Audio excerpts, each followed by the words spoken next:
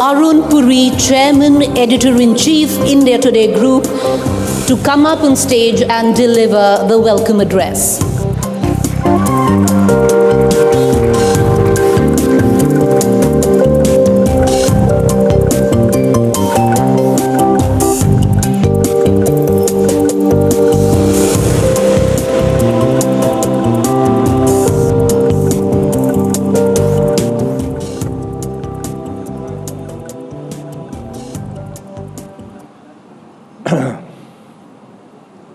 Good morning, honored guests. A warm welcome to all of you to the 22nd edition of the India Today Conclave. This conclave is happening at the most opportune time because we are standing at the crossroads of history. As they say in the cowboy movies, there's a new sheriff in town. That is Donald J. Trump. And it's no small town. It is the United States of America, the world's largest economy and only superpower. And he's holding friend and foe alike to gunpoint to get a better deal. He's bent on destroying the world order that America established after the Second World War in 1945. He's weaponizing trade. He's claiming that America has been taken for a ride even by its allies. True to character, he's playing two contradictory roles. He's withdrawn America from international institutions, frameworks like WHO and the Paris Climate Accord, and I'm sure there will be more. If he perceives no financial gains for America, he wants out. On the other hand, he's behaving like a CEO of a multinational company who wants to make some acquisitions. He wants Canada to become America's 51st state and acquire the Panama Canal, Greenland, and Gaza. He also wants to end the Ukraine war by negotiating with Russia without Ukraine. All he wants Ukraine to do is to give America the rights to mine its rare earth minerals in return for all the aid they've already got. Shockingly, aid is even now being converted into a loan without providing any security guarantees, which Ukraine desperately needs. He doesn't respect the UN Charter that requires countries to respect each other's territory or the global institutions where free trade rules were negotiated. The norms of civil engagement between nations and language and the protocol of diplomacy are all in a churn. The old template is cracking and is being replaced by a sense of anarchy. And he's only been in office for 47 days.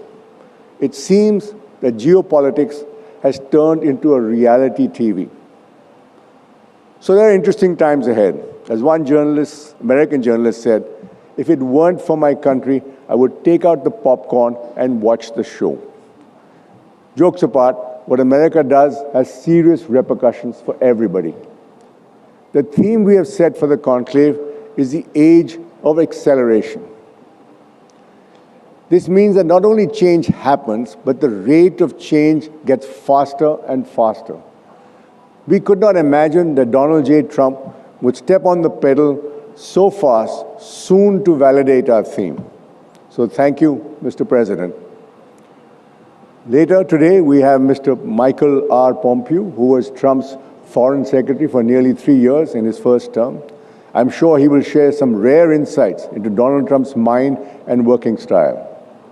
We also have the U.S. Commerce Secretary, Mr. Howard Lutnick, live via satellite later today to discuss the hottest topic of the day, tariffs. Besides the changes in America, there are other powerful forces at work that will impact our lives. That is technology in particular, the astounding increase in computing power that has given birth to artificial intelligence. This is transforming every aspect of our lives, from the workplace to politics and even ethics. We're still struggling to determine whether it's a boon or a curse. Nevertheless, it's impossible to halt the march of technology. With Elon Musk right in the heart of administration, there's now even talk of techno-fascism. That is absolute power speaking to the language of technology. All aspects of government and society get technologized. The best one can do is to attempt to regulate it without losing its benefits. In the near future, artificial intelligence is predicted to surpass human intelligence. They call it the singularity. You can look at this with excitement or trepidation. I have some questions though. If machines do everything, what will human beings do? What will be the jobs which will come from? What will be the people's source of income? The economy cannot run without consumers.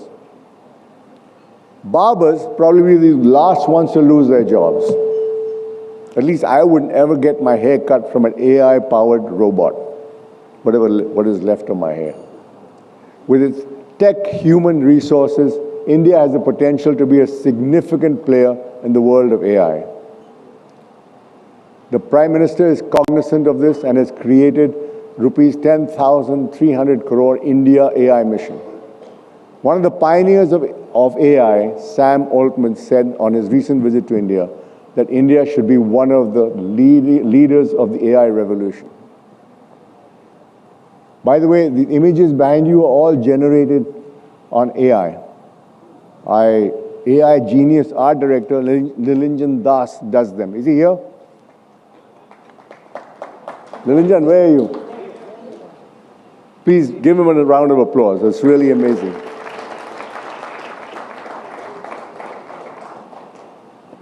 Just to clarify, my speech is written by me and me alone, without any AI assistance. But technology also persuades us to think beyond countries. Whether Donald Trump likes it or not, globalization will remain a driving force for change. We are inextricably connected through supply chains, telecommunications, and even the controversial migration of people. Globalization has been a force for good and will continue to be so.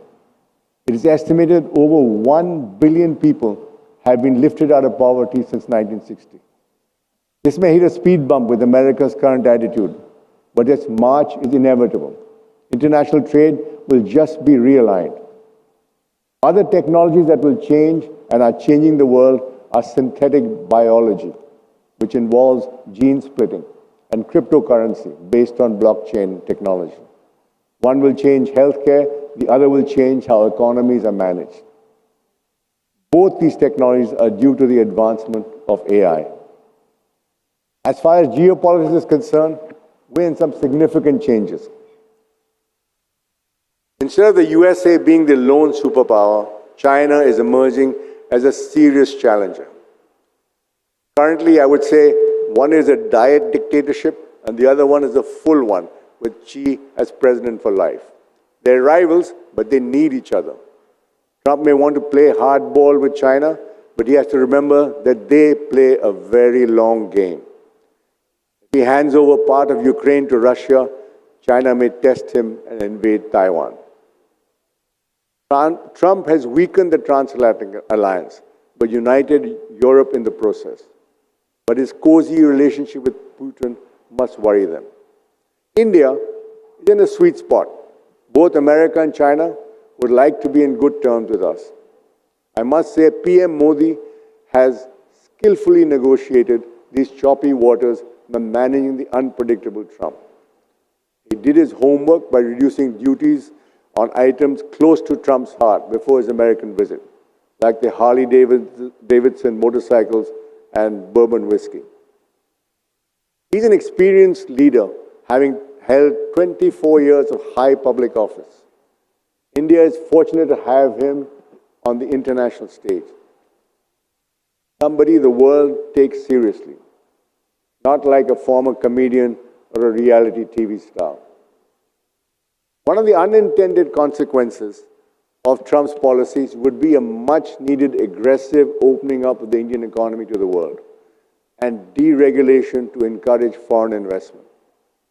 We always seem to act better when faced with a crisis. There's no shortage of crises.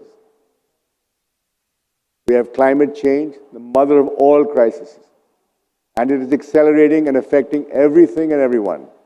And here we have a president of the country that historically has been the worst polluter in the world, and he's in denial. Unless the world acts in concert, it will be a terrible legacy to leave for our future generation. We cannot have this conclave without mentioning the massive success of Mahakumbh, which saw 660 million people over 45 days visiting it. It was the biggest gathering the world has ever seen. The architect of this spectacular event is the Chief Minister of UP, Sri Yogi Adityanath, who will be the guest of honor tomorrow evening. Ladies and gentlemen, democracy survives only when those in power genuinely believe in democratic values. The checks and balances of institutions only work if those in power respect these values. Consider what Donald Trump is doing in a country with such strong institutions. He's weaponizing investigative agencies and persecuting his rivals. He puts in place people who only do his bidding. Unlike his previous term, now he has no guardrails.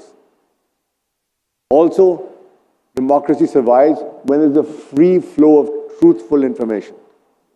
It is the oxygen of democracy. It is a conversation between the rulers and the ruled. The India Today Conclave has been such a destination for 22 years. So, ladies and gentlemen, enjoy the conversation. Fasten your seatbelt as we are in the age of acceleration. Thank you for coming.